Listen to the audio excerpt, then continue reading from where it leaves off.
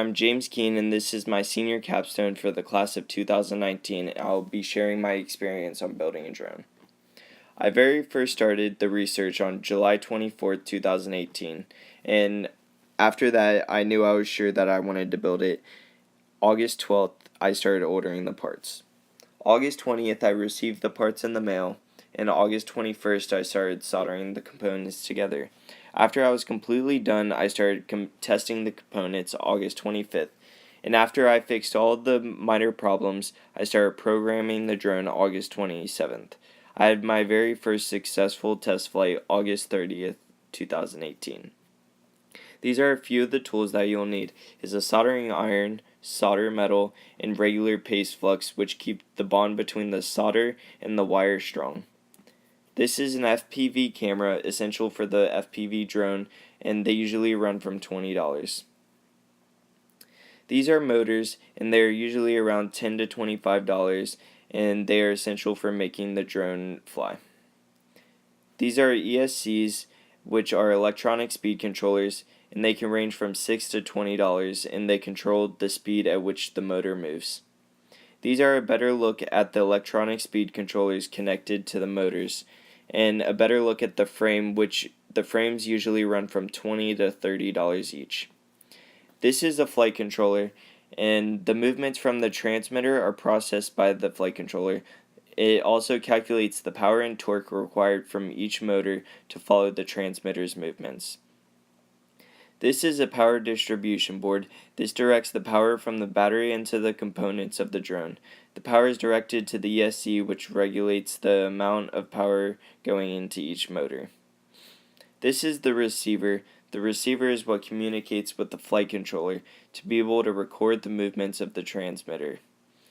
And this is a better look at the power distribution board, distributing all the power from the battery into each component of the drone. This is the battery that I have. It is a 1,500 milliamp battery, and it is a lithium ion polymer. This is a look at the antenna that I have, which sends signals from your drone into the goggles so you can get a video outlook on the first person view. These are the goggles that I have for first person view, and they are essential for seeing what your drone can see. This is the transmitter, and I have a FlySky FS i6, and it is the best transmitter for beginners because it is easy to program and it is easy to control. This is a picture of my drone next to my hand, and it is small to be able to go at fast rates of speed. And this is a video of me building my drone.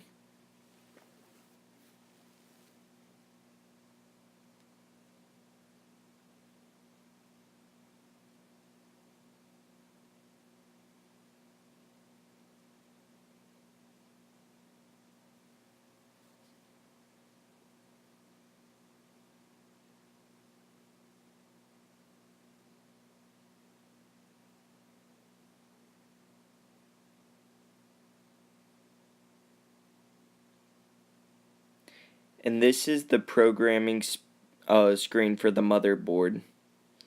And this is the programming speed for the damage of the drone, and you can fix the internal damage of the components.